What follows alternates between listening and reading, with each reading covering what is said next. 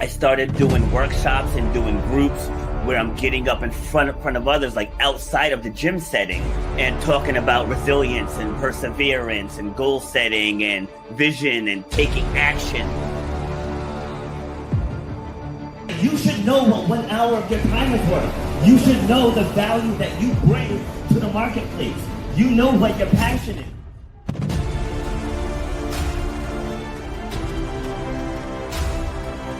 Starts with clarity of vision. If you don't have the clarity of vision, whatever next thing you get, you're not going to see it through because you don't have the clarity of vision. So the point of my pain was being told you will never run or jump again. And all that stuff, I was like, you know what? Like, I want to be able to take this even bigger. If you know why you do what you do, you have to know how to charge for what you do. That's how you're going to change your life, and that's how you're going to leave a legacy for your children and your family. You got to know your worth.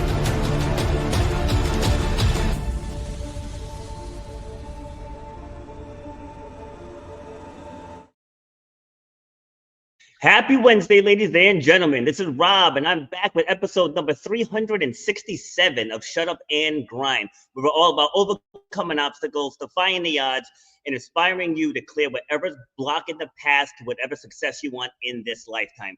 So as you see around me, empower, inspire, ignite, and unleash. That is the goal of every single episode. So if you're at a point in your life where you feel stuck and you want to make a pivot, like you know there's something out there for you, if you're comfortable with where you are, stay there. But if you want to make a pivot, that's what this show is about. I bring guests from all over the world. We have an audience that spans almost 80 countries now, and it's about overcoming that pain. Because one thing that's global, like struggle is global, but so is the comeback. And this show was designed because I was told, as you heard in the intro, that I would never run or jump again. And 200 obstacle races later, here we are, because I chose to not listen to that diagnosis. And so if you're being told that you're not able to do something, or you're not good enough, you're not talented enough, shut those voices up. That's why the show was called Shut Up and Grind. Shut those voices up. Get started on whatever it is that you want to get done, and then you're going to see all the opportunities that are going to present themselves. So today's guest, right, we're going to be talking about wine. We're going to be talking about culture, content, food, and how everything meshes together and how this became a part of her life and her passion. So we're going to be bringing in Kathleen Smith, and her platform, The Happy Vine, isn't just another wine blog. It's a vibrant portal where food meets wine, travel meets taste, and every glass tells a story. So let's welcome Kathleen. How we doing? Wonderful. Thank you for having me, Rob. How are you? I am great. Thank you. So you were born and raised in Canada. What was it like growing up there? So to be specific, Montreal, Canada. So for those who aren't aware, Montreal is a melting pot of cultures. Growing up, even as a small child, 5 years old, I remember this very clearly, starting kindergarten. My new friends, all first generation, Japan, Czechoslovakia, France, Italy, Portugal, Germany, India. From a very young age, I was surrounded by this melting pot, and it is so... You hear that with other big cities, but for Montreal, that's what makes it very special. You have such a melting pot of cultures that everybody's sharing their experiences. And I was eating curry. I tried Glühwein for the first time, which is a German mulled wine that I had at 9 years old. Like, I was exposed to all these different flavors and cultures at a very young age. And over time, again, meeting other people and cultures through school and then eventually through work, I found a passion, which was not just the food portion of experiencing it, but I love to cook. I grew up in a very traditional English, Irish, Catholic family. It's meat, potatoes, vegetable. That's it. It was all, very well prepared and delicious. It's not very exciting. And it was those different flavors and spices that excited me. And the more I peeled back the onion, the more I wanted to travel through cookbooks. I have over 100 cookbooks in my family room. I could show you, Wow. Not just from the cooking. Yes, not just from the cooking perspective, but also the wine. Because with like a lot of cultures, food and wine go hand in hand. You always have something at the table to share, and my passion grew from there. Okay, so let's back up a little, and Sure. we'll figure out how that passion came to be. So first, how would you describe yourself? Yes. I'm a very positive person. That surprises people quite often because they don't understand how it's possible that someone can be so positive. I always see the glass half full. I always see the brighter side of things, even in face of terrible things that like your opening was perfect. We've all suffered struggle, loss, and risen above it. And I never lost sight of that positivity no matter what happened in my life. Love it. We could do the entire episode on that alone. I know. I hear that, right? I hear that all the time. There was a guy here who was doing, because like I'm at the gym. Like the guy was here doing personal training, and he says to me, he's like, Rob, how are you? And I said, I'm always good. And he's like, always? I'm like, yeah, always. He's like, how is that sustainable? I said, because when life happens, I handle it and go on with my day. It's like I don't let the struggles consume me. And a lot of people struggle with that, to where they'll wake up in the morning, they have a flat tire, and that ruins their entire day. It's like, just change the tire and go to wherever you're going. You know what I mean? Right. Like, simple. So how do you keep that focus and keep that positivity? Well, to be honest, I had very positive parents. They were very grounded. So from a young age, I had that grounded nature already inbred in me. And then just over time, it just became who part of me and who I am. And I never lost sight of that. And I even, I have two young daughters and have a family. And I always say that to them because you just said it. My daughter will wake up, my oldest daughter, she's 12. Oh, it's the end of the world. I can't find this, or this doesn't look right. Or that. I'm like, let's put it into perspective, shall we? Take a deep breath, figure it out, and move on. It's not, don't set the tone. It's like you're setting the tone for the day when it doesn't have to be that way, because every day, like honestly, Yes. we're so fortunate to be here, and every day is a gift. Yeah, and people think it's not like we don't ever get mad, ever God, get no. upset, or ever get anger. Just don't let it consume. Like, given that situation you just had, I remember the other day I took the towels home, and now it's dark when I get up to come here, and so like I have the basket in my hand, I have my backpack on, I got my phone, I'm going upstairs, like I don't have my keys. And so I Yes. put everything down, back down. Where are my keys? I'm like, because I need to leave by a certain time to make sure I get here with enough time to set up. And That's in right. that moment, yes, I was highly frustrated, but then I found my keys and all was good. It's like I can just let it go. That's exactly it. We have to let those, I call them the little things. In the grander scheme of things, those are just little things. They're like blips along the road of life that we all experience. Yes. Like, oh, I burned the rice. Well, shit happens, if I can say that. And Yep. I start all over again, and I don't let it stop me or bother me. And oftentimes it becomes a funny story when you retell these things, like, oh, you know what happened to me the other day, kind of thing. But I have to say though, when I was younger, and I'm a bit of a perfectionist, I would let that really bother me. But with maturity, we discuss it. So I know Rob because I go to Manic, where he is our wonderful coach and trainer and challenges us every day. And I even said that to him the other day. It's like, you know what? I used to be like that in my 20s, but as life has gone on and you learn and we grow, I don't let that bother me anymore. Yeah, just don't have time for it. Like I was talking about this with a friend the other day. I was like, being miserable sucks. Yeah. You know what I mean? Right? It absolutely sucks. So when the bad things arise, like just get through it, because no one's not gonna not struggle. No one. Well, Even the richest person on earth is still going to struggle. Go ahead. Agreed. And you hit the nail on the head.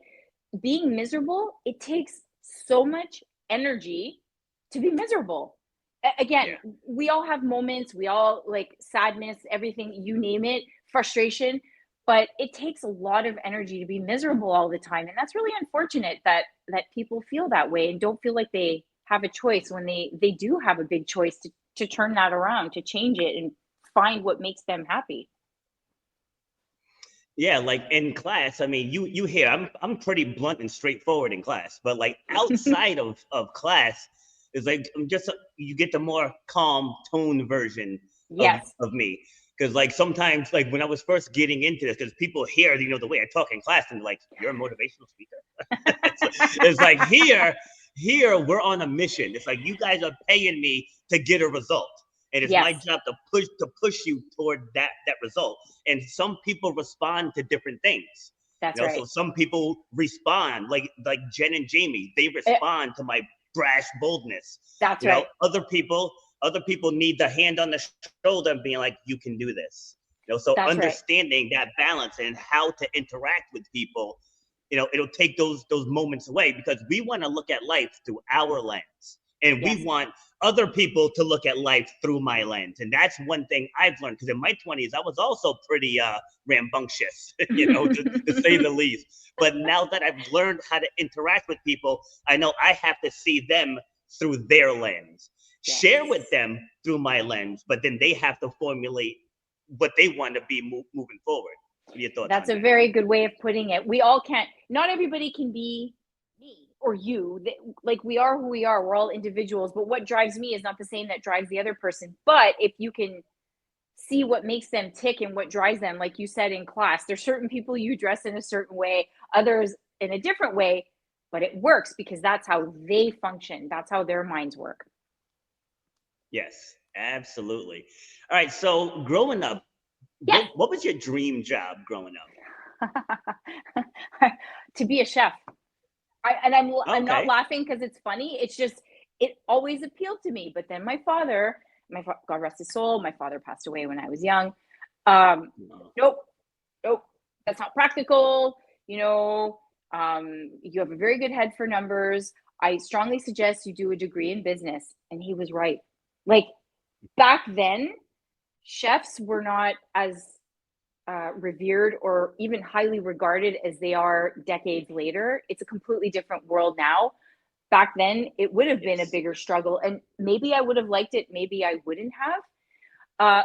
But his words of advice actually were very good, because I went to university, did a business degree, bachelor's of commerce in marketing and human resources, and then after led me to a very successful career as a project management consultant. And that in itself, because of that job, I was able to travel more. I was able to have those experience of culinary / gastronomy, wine, and that passion that I mentioned earlier at the beginning grew in a different way through travel.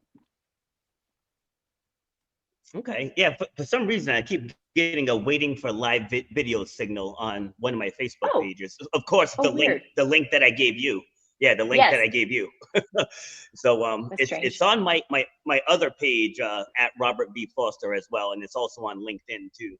It's got the green check mark, but like I usually keep the live feed on my phone just so I can see people as they come in, but it says there's no signal. So we'll just resume as normal. Yeah, that is strange. That's never happened before. So, all right. So you wanted to be a chef. So, ironically, I spent about 25 years in the restaurant industry. So I managed.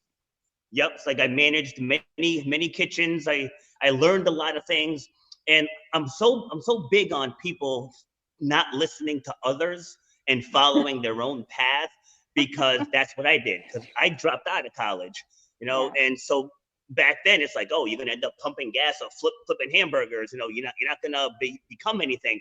But not knowing, once I step back and look at what I learned being a restaurant manager, it's like I learned an awful lot. I said, all right, so what else do I need to learn to maximize fitness? And I traveled the country going to just masterminds and learned branding and learned marketing, learned how to operate a fitness business and to make it grow, retention tools and all of that. So as you started to make your transition into what you're doing now, were there things that you had to learn to become this version of you? Oh my goodness. It's night and day. Like literally, it's like chapters if I could use that word, from where I was in Montreal to a middle section to where I am today. So so as I mentioned, I'm from Montreal, lived my entire life in Montreal, family, friends. That was my universe, and it's in here. But my husband got a job opportunity to move to the United States. And at that time, my youngest daughter was a baby. She wasn't even 5 months old. Oh. So it was a little scary to visit Rhode Island because it was a beautiful opportunity and visited. And I thought, you know what? Let's just try. Worst case scenario, we move back. So 10 years later, we're still here. But, and I have to explain because this is relatively relevant for my story, is that I had my youngest daughter. Because we moved here for at the time on my husband's work visa, I was not eligible to work in the United States for the time being until we got our green cards, our permanent residence card. So had my second daughter, and I was more than happy to stay home at that time with my daughters, because my daughters are my angels, as I call them, and it was the right time to do that. But as that was progressing, time was moving on, I was restless.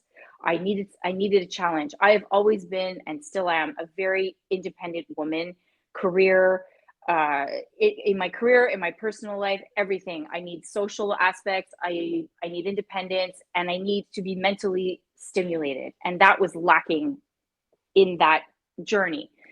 So because I couldn't work, I thought, I have a unique opportunity here to really pursue my passion, which is wine.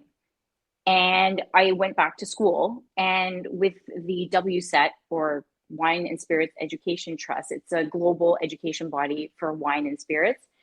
I started taking courses, and I did the second level, the third level, then the fourth level, which they call a diploma, which is an equivalent to a master's, because you have a thesis. It's a 3.5-year program. It's intense.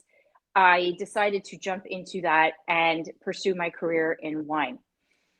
The pandemic came up during my studies, and that led to, I need, again, to be stimulated mentally to do something. So I started writing and used social media, in my case, Instagram, as a creative outlet to share knowledge, to meet people virtually, to share stories with other people. And it just over time grew into where I am today, which is doing brand strategy for wineries, wine regions, writing their stories, sharing their stories behind the regions, the bottle, which encompasses travel and food, because it all goes together. If you're going to communicate the experience, it's not just about the bottle of wine.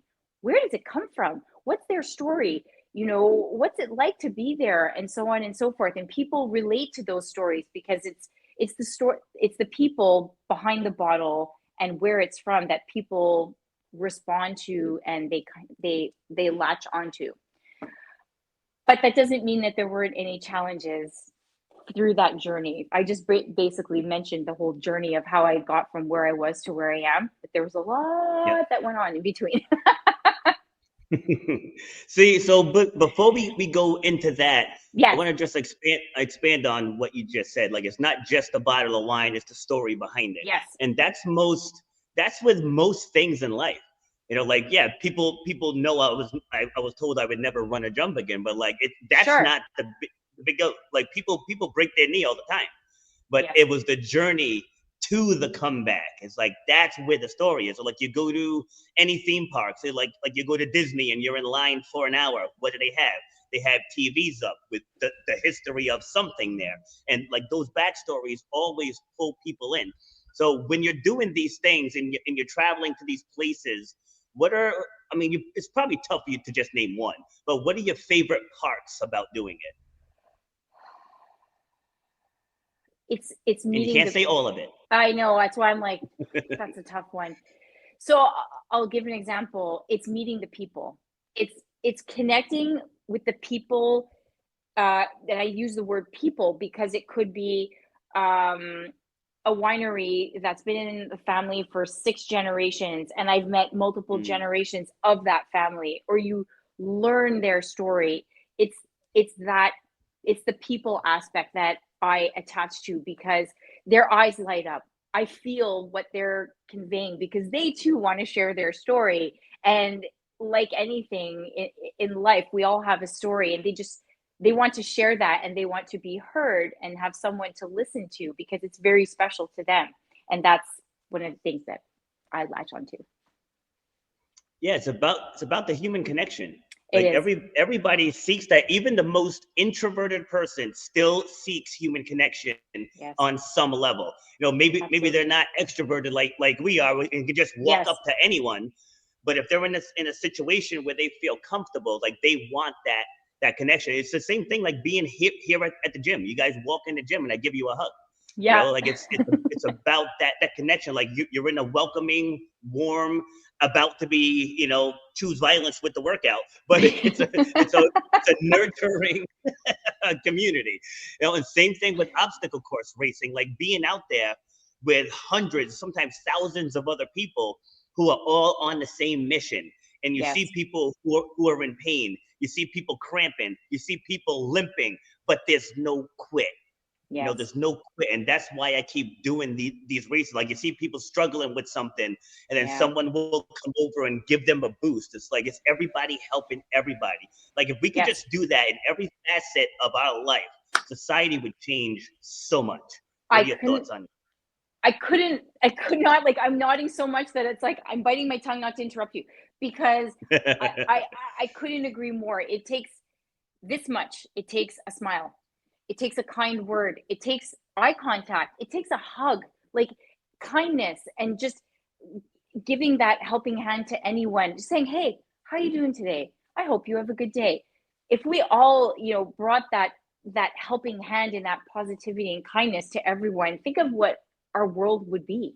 Like think of Yes. the magnitude, how incredible of a domino effect that would have throughout the world if we were to change. Yeah, It you doesn't know, take I much. shop. I go to Stop and Shop every single day.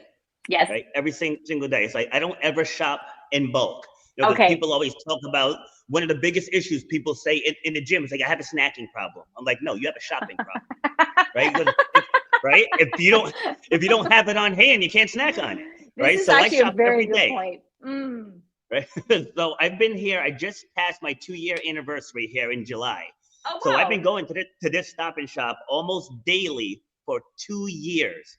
Not one of them managers has ever said hi. Not one, No. right?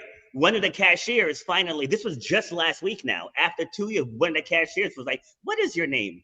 I'm like, my name is Rob. She's like, Rob, I'm Linda. She's like, I see you all the time. She's like, I figured I'd finally introduce myself. But over 2 years, not one of those managers have ever said hi. And I'm I shocked. stand out. They can't miss me. No, You know what I mean? no, So like they can't absolutely. miss me. But literally now I've probably seen 5 different managers. Not one of them has ever said a word to me. That's crazy. Like, you see my face. I'm just like, Yeah. really? Yep. Wow. Wow. That blows me away. And it goes back to what you were saying before. It's like some people just feel like they're imposing, they're shy, they don't want to seem like they're being too much, and or it's taken out of in the wrong context, just to be nice and friendly and just offer a courteous hello, good morning, how are Yep. you? Yes. Like you saw at the Shake Shop. I know all of their names. You know, and they all know me. I walk in, hey Rob. I walk into Bank of America. They're like, hey Rob, hey Mr. Foster. You know, Yes, like it's making that human connection. It makes everything that much better. it does. Especially if you're not having a great day. Right? It'd be nice to walk into a restaurant and they know you Yeah, by name. agreed. They know your order. Like I can walk into the breakfast nook and she's got my order down. All I do is just walk in. She doesn't even ask. She just pours me an orange juice, gets me a water, and then recites my order. Every now and then I'll switch it up, but for the most part, she nails it every single time. And things like that matter. It does. Having that It does. connection. So The connection is key with anything. I find with anything in life, whether it's someone new or someone old, we all need that human connection. If we were meant to be alone, there wouldn't be so much of us. We wouldn't have Exactly. each other around all the time. Yes, I say that all the time because just think, like, you need people at the supermarket, you need people Yes. at the banks, you need landscapers, construction workers, engineers. Like nobody is getting through this life without some level of help. Nobody is. No. So Agreed. realizing that, it's like I've seen people literally struggling with something like, oh, want a hand? Oh, no, I can do it. I'm like, I but know. you don't have to. You don't have to. Yeah. It's like the way I put it to a friend I was talking to last week. I was like, if there's 10 boxes in a room, right, and we're trying to get these 10 boxes into the other room, right, it doesn't matter how many each one of us carries. Let's just get Yes. the damn boxes in the room. Right? Yes. It's like, that's the bottom line. If I carry 7 and you carry 3, we got all 10 boxes in the room. Like, this is a win. It's like, Absolutely. as humans, and especially men versus women, it's like it's turned into a competition. It's a competition. You took the words right out of my mouth. Instead of a partnership, right? Instead of a partnership, like, there are days where I might have to take the lead. There are days where you might have to take the lead. Like, but the name of the game is to get the job done. I agree. Right? So agree. once people stop fighting, I mean, because like the divorce rate is out of this world now, and that's why, because it's life itself can be a competition, but when you're in a relationship, you got to take my best attributes and your best attributes and lean into each other, right?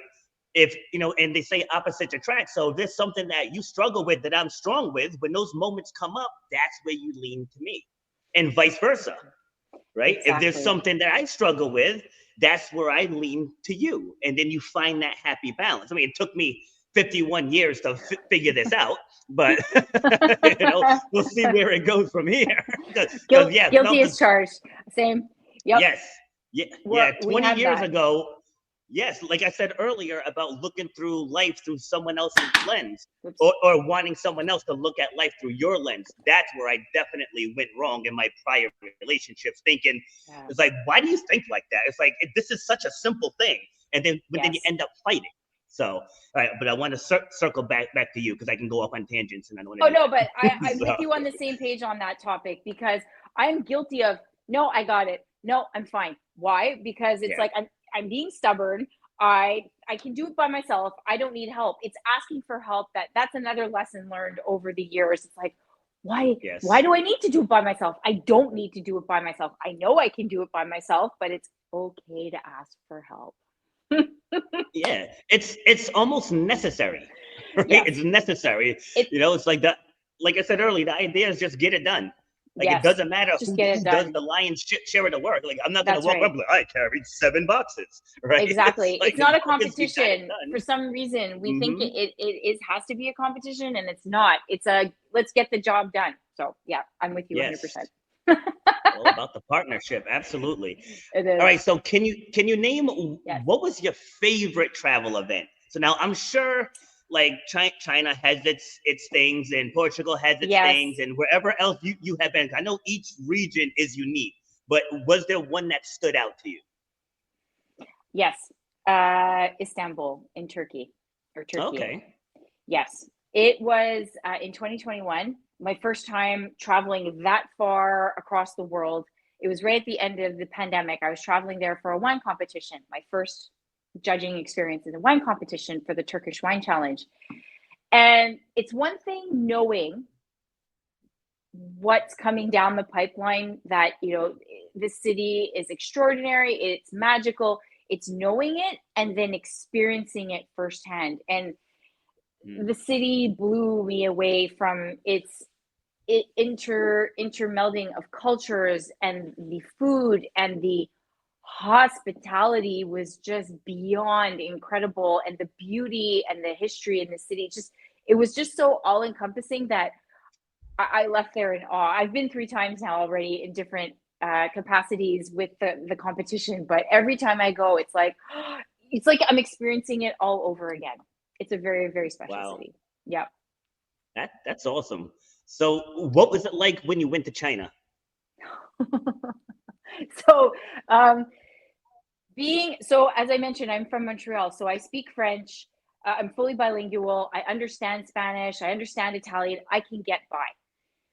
Yeah. But going to a country where you can't even understand the characters of what's written on the wall, I can't even understand what is being said. Something could be being said about me right in front of me and I won't understand it. That was difficult. For someone who's traveled so extensively, that was a bit of a culture shock.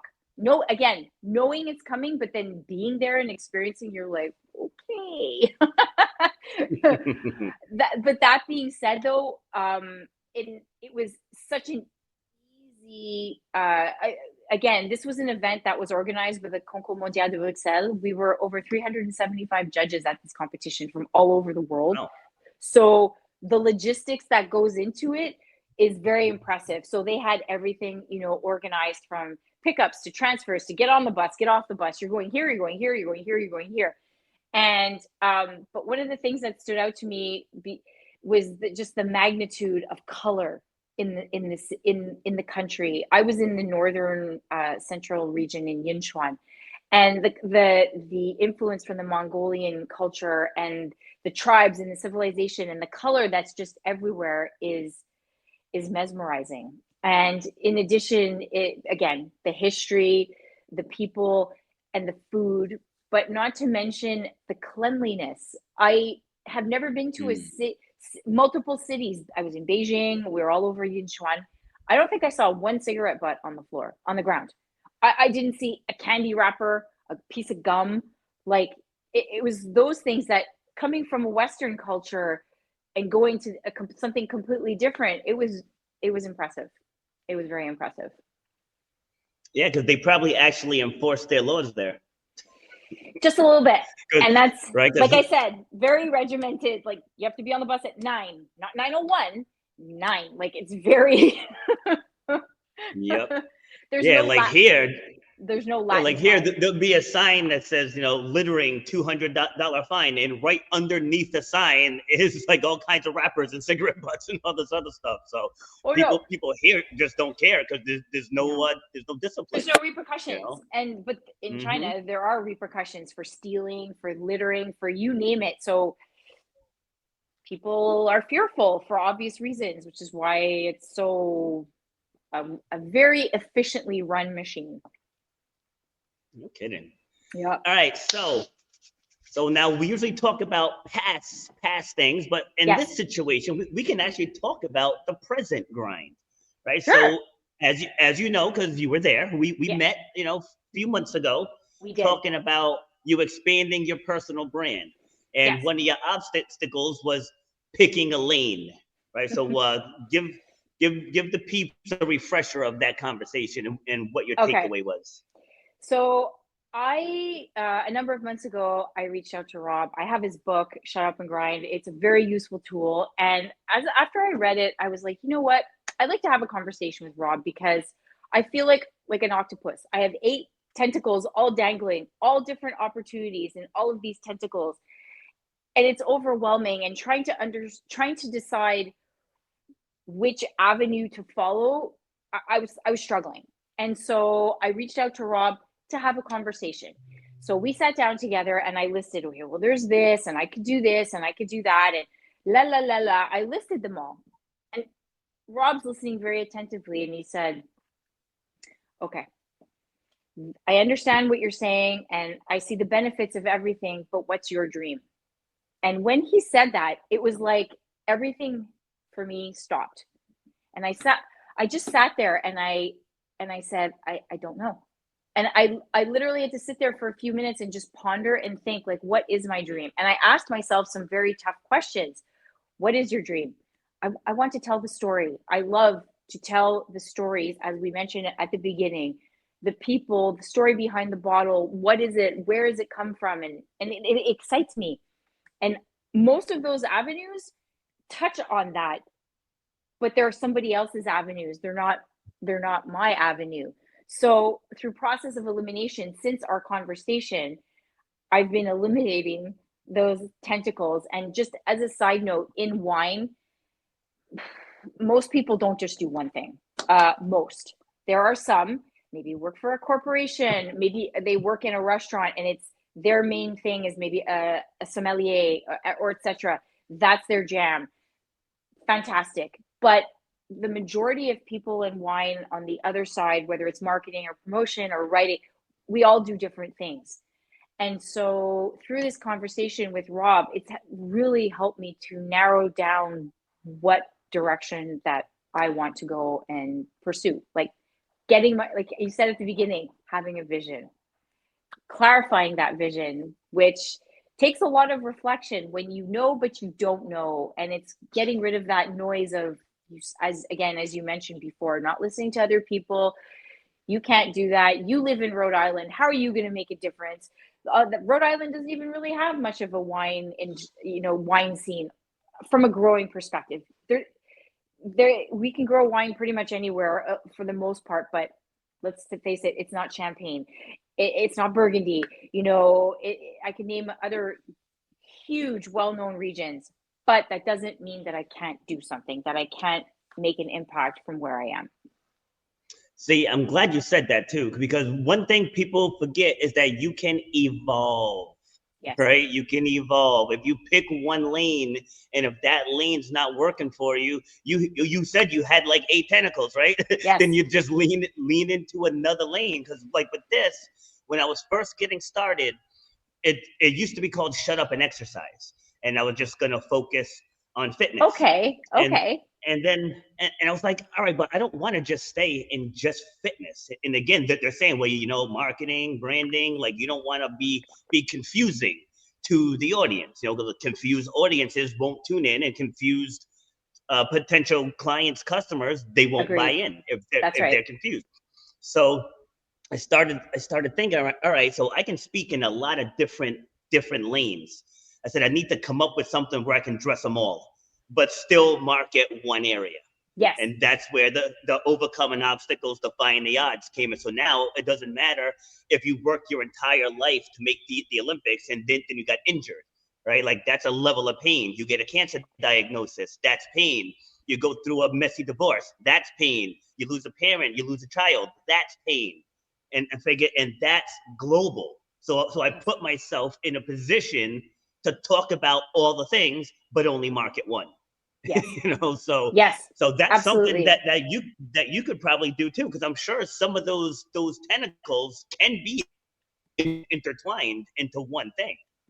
Yes, and yes, you hit the nail on the head, and that's what. Oh no, there you are. I hear you. Maybe it's the connection. And that is you hit the nail on the head. That is part of the process, is that combining some of these tentacles to be something, and it is difficult. Like, it is discouraging. I've been discouraged many times over the last number of years. Like, oh, it's not happening. Oh, now Trump has been elected, and oh, nobody wants to invest in the United States, and oh. But yet things are still happening. Well, you said it earlier. It's like when you have that vision, things start to happen, and they've been happening all year. And I actually have a number of trips coming up for promotion and press trips and what have you, that I'm bebopping all over the place to places that I've always dreamed of going and want to experience and share these experiences that I never thought would have been possible. But here we are. Here we are. Love it. So yeah. I have an idea. I have an idea for you. Right? Tell me. This is just make me thinking here. When we end this, remind me to share my screen and show you something, because I'll probably forget. Okay, so I'll remind you. Your blog. Yeah. I think that right now your blog is your gold mine, right? So when you go on these trips, are you able to record? Sorry, you cut out. Am I able to? Oh, are you able to record?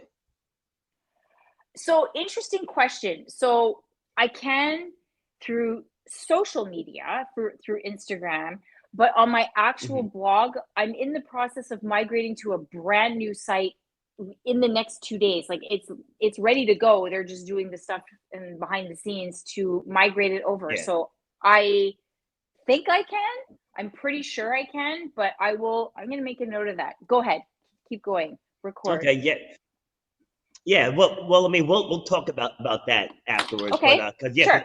because after our last talk, my wheels were turning, and I just it reminded me of a prior guest that I had on. I may have mentioned her to you with the Okay. blog that she does now. But if you can record at these events that you go to and use it on your blog, kind of like the behind the scenes of the show, if that's allowed from the event organizer, I think that could really be a gold mine for you.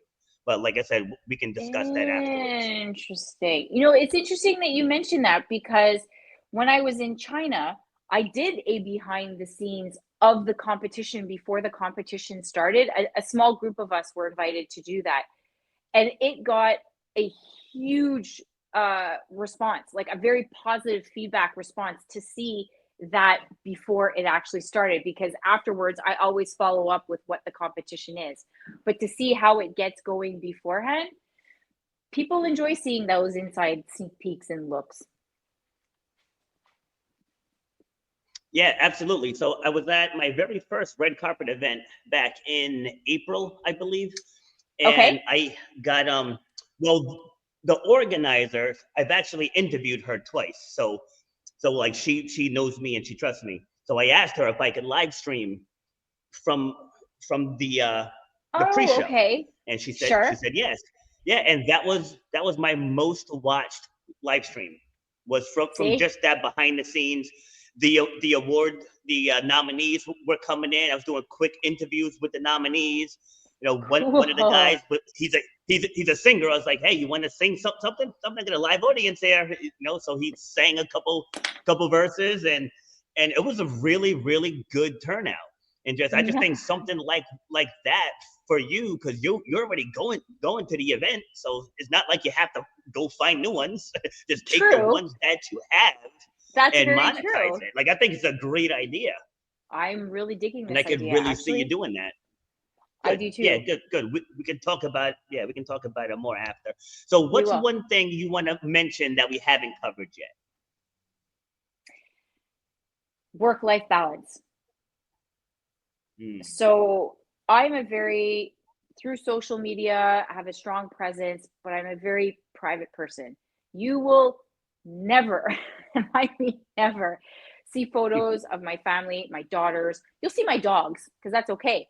But protect that, I protect that bubble because it's special to me for obvious reasons. And they're they're kids. Through social media, I'm using this as my wine platform. It's not a platform. My family stuff is on, let's say, my personal Facebook, which I share with family and friends.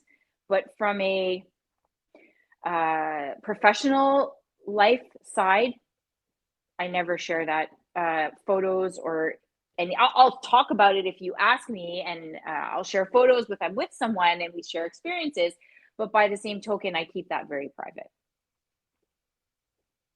Yeah, I agree. I'm the same way. It's like it's as Yeah. much as I'm around people all day long. When I get into my time, like Yes. I clock out from peopling. It's like I'm And ready to actually, just. yes, and that's another point is that because there's so much time spent on our phones. My phone is my main tool. I'm working on my phone or my laptop. Yes. I'm writing.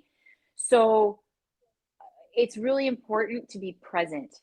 And that was actually something that I've been working on for the last few years because I've been so busy and traveling so much. It's like, hang on, this is the time right now where, let's say we're having dinner. There's no phones, there's no electronics at the dinner table. We're driving in the car, we're talking. Don't need to any other distractions. Spending time and spending time with family. It's like unless I say this to my daughter, the house is on fire, you're bleeding, or you broke something of yourself on your body. It's not important right now. It can wait. It really, really can wait. Yes. See, and we're old enough to remember life before cell phones, Oh right? Life yes. before cell phones. Like the phone rang, Uh, and this was even before caller ID. It's like if you didn't know who it was, you had to wait, right? You had to I wait, and then answering machines come out. You be at work 8 hours, right? You're not going to get that message for 8 hours. Like, and the outside world continues. That's like True. you've heard me say it in class. I'm like, you guys can't dial in for 1 hour. You know what I mean? Yes. 1 hour. It's You 1 can't just hour. focus on you, That's right? right. For 1 hour. The rest And then isn't running important. on the watches, running to the cell phone. It's like that conversation can't wait till 10. Yep. Like, well, what if it's the school? I'll find out at 10. Yes. Like that's how it used to be done. Exactly. Now it's like so different. It's so taboo. Everything's instant. Everything's like now. Like even the camera. Do you remember, because we're the same age, do you remember that special moment when you take pictures and you bring the film, not even digital, Yes. the film Yep. to get it developed, and then you pick it up and it's like one good picture out of 24. Yes. So excited. You were still Yep. so excited to get that, like I miss that. Like I'm all for digital and I love it, and it's instant gratification, and you can adjust it and take as many as you want, and it's all less expensive, et cetera, et cetera. But that gratification from picking up those photos, there was nothing like it. And like the phone too, like you said, like call waiting. Oh my God, that was the best invention ever. When I was a teenager, It's so I'm like, true. Mom, yeah, hold on, Mom, I'm talking to my best friend. Blah blah blah blah blah blah blah. Yeah, okay, my mom will have to call you back. Blah blah blah blah blah. See, and you hit the nail on the head too by saying instant gratification. Yeah. Like the art of the struggle is lost. Like, and people come in here expecting the crap that they see on TV. So this said I can lose 20 pounds in 20 days. I'm like, if you do that, you're gonna gain it all back with a vengeance. It's like that, like your body's not meant for that. It's like fall in love with the process. Come in, it's gonna be hard, right? Just follow the process. Like the other day, I think it was yesterday actually, like I burned almost 500 calories in 30 minutes. Good You know what Lord. I mean? It's like I beat myself up You in beat here. yourself up. Yes, you do. Or I even go to a Planet Fitness. Yeah. And even there, doing a strength workout. I think the last strength workout I did there was 48 minutes. I burned 1,100 calories in 48 minutes. That's impressive. That is seriously crazy. impressive. Well, you know what? It's true. It's crazy. That instant gratification. Sorry, go ahead. Sorry.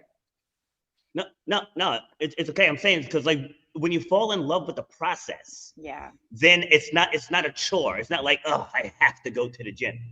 Exactly. And that's how I taught myself to run again. Because like every day, I have to get up and I have to work at this. Like for me to defy these odds, I have to work at this. In your business, for you to blossom, right? You got to know what you're working for, and then be disciplined enough to do the work. And that's not just you. That's anyone. No, it is. It's hard work, discipline, and commitment. Like you mentioned, the exercise. I've been working out since I was 16 years old. Do the math. A long time. And I never stopped. Even through my pregnancies, I never stopped. I adjusted and I modified. But so often I get asked at these events, you look amazing. What do you do? I need your arms. How do you do it? Tell me. I'm like, well, this didn't just happen overnight. Like these are things that, like you said, I have committed to. I work for it. I have a lifestyle. Like it's all about that balance of making that commitment and working hard for it. It doesn't just naturally happen with a pill or, an injection or like severely dieting. I got to lose 20 pounds in 20 days. So I'm going to do the cabbage diet. And then, ooh, look, I lost all this weight. No, it doesn't work. We were actually talking about that earlier today in class because Jamie was saying someone came up to her and was, oh my God, how do you get arms like that? And you know how she reacts. She's like, I effing lift weights. Like, how do you think I got them? Yeah, like, I worked hard. I worked hard to get it. And so I jumped in and I was like, I hear that because one of the most disrespectful things that people can say to me is when they're like, well, you're just a natural athlete. I'm like, excuse me? Natural? Like, I've been killing myself since I was 14. So I was 14 years old, trying to qualify for the Olympics in 92, trying to get college scholarships. Like I broke up with girlfriends because they said I trained too much. I was like, don't tell me I'm naturally gifted. Like I worked very, very hard to get to where I am and to do the things that I can do at 51 years old.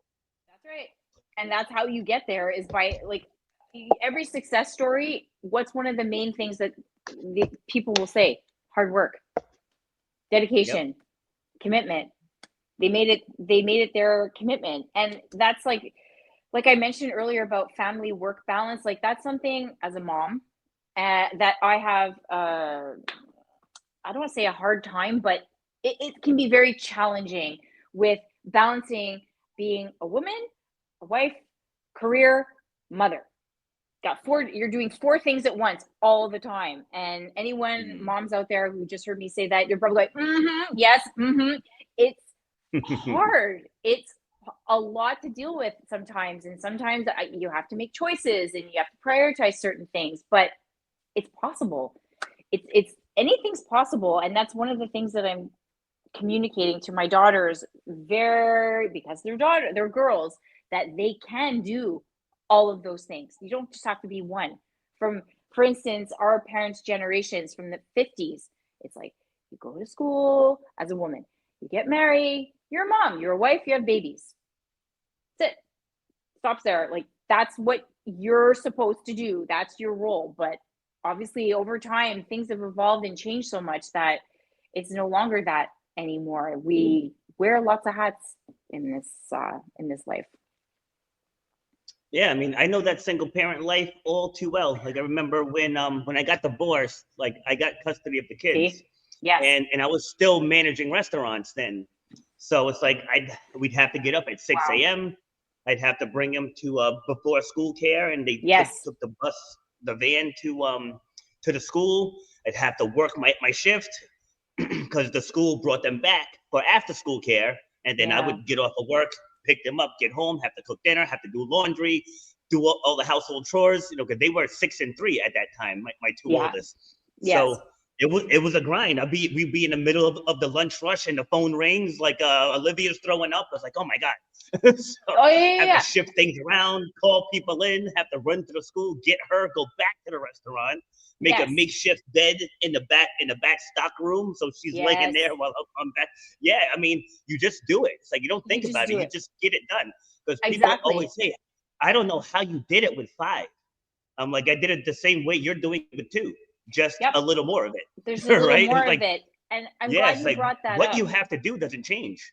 No, and I'm glad you brought that up, because even more so, single parents, like you were a mom and a dad. Like you were wearing also, I'm not just saying just women, but you brought up a very good point too. Like whether you're a single mom or dad, you're wearing both hats at the same time. So that even more so, like you just do it. You do what you got to do. Yep, absolutely. All right, so let's start bringing it down. So where do you see, right, as you get it into your personal branding journey, like where do you see it going? So as I mentioned, I'm doing multiple jobs right now. I also do a project, like a PA job as well on the side.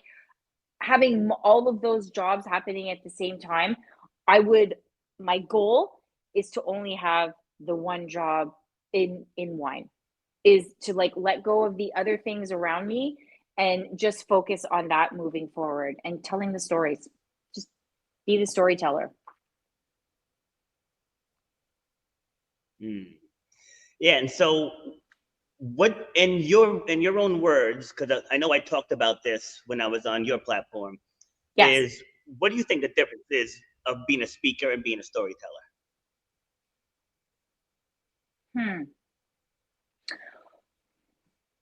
Well, a storyteller is you're telling someone else's story through your eyes and sharing their journey. As a speaker, you're speaking more from your personal experiences and your journey. That's at least my interpretation. Okay. Yeah. So if say you're at a corporate event. Yes. And you have to give a presentation. You have your PowerPoint or Google Slides, whatever you call it. Like, and again, and this is my interpretation. I'm not pushing back on yours. Like you can think whatever you want to think. But for me, like I would consider that person a speaker. Like, and I would just honestly just flip flop what you said. when you tell your personal stories to uplift other people, to uplift an audience, that's Yes. where you make the transition from speaker to storyteller. Like a speaker is Yes. given information, a storyteller inspires. Yeah, storyteller inspires, like they lifts others up. And This is true. Again, like with this, like empower, inspire, ignite, and unleash. Like that should be the goal of anyone that's a storyteller, right? Because you want to empower the audience. Like the audience is there for a reason. Like they're looking for something. So you want to empower them first. So by showing up, you've already empowered them. Like if they're in the room, right? And now with your stories, you got to inspire them and then ignite the fire inside. Once that fire is lit, you can now unleash them. Yes. But first, people have to do that for themselves. So do you know how many people I've asked to describe themselves and they couldn't? You know how many people I asked? I asked, so what are your core values? And they have no idea. I'm like, how did you get this far in life and not know that answer? Because what happens is they take on the identity of their career. Yes, very often. That's what happens. Very often. I'll be like, who are you? Like, I'm an engineer. I'm like, no, I didn't ask what you do. No. Right? That's what you do. Yes. Like, who are you? But they end up losing themselves because they attach themselves to that career. So whereas with this, I get to show up and be me. It's like I don't have to play. I don't have to play a role. If I want to drop an F-bomb, I can. If I want to speak to a Playboy centerfold, which I actually did 200 episodes ago. No way! That was a fabulous episode. Yeah. Yep. She's one of the top earning. I think she's in insurance, but she's like one of the top earning insurance earners in the country. But she got her start in the Playboy Mansion. Yeah, I was like, I've interviewed all walks of life from all over this world, and the things that people share is simply fascinating, absolutely fascinating. So in closing, you got really, your volume went way down for some reason. Whoa, and she's gone. Alrighty then. So hopefully she comes back. I mean, we're towards the tail end anyway, but I'm gonna hold on a second to see if she comes back. But make sure you tune in soon. I'm gonna be doing another panel. And for those of you who haven't experienced one, because I haven't done one in a while, probably a year, but I usually invite back up to 6 of my guests, and we round table one topic. So as you see, this one is embracing vulnerability. And we all go through and we give takes on that one subject. And I started doing those, right? And I started doing those. We hit the hour. StreamYard must have cut out. Yeah, so, yeah, and we go through and we roundtable this because there's no one way to do everything. Like there's multiple ways. Just like if you say the word vacation to 100 people, you might get 100 different answers. So moving forward and uncluttering yourselves and your lives, it doesn't have to be just one way. Like don't just seek one person's advice. Like keep seeking knowledge until you find a lane that you're comfortable walking. So she got bumped out. So we are going to just end it here. Thank you for tuning in. And I'm actually going to be back again tomorrow with a new guest. Take care. You've been listening to Shut Up and Grind. We hope you've gotten some useful and practical information from this show. Robert has over 20 years experience pouring his knowledge and expertise at many events in the service and fitness industry, as well as secondary schools and universities. He has a true passion for helping others break through the barriers that are holding them back. To book Robert B. Foster to speak or to reach out, go to robertbfoster.com. Till next time, shut up and grind.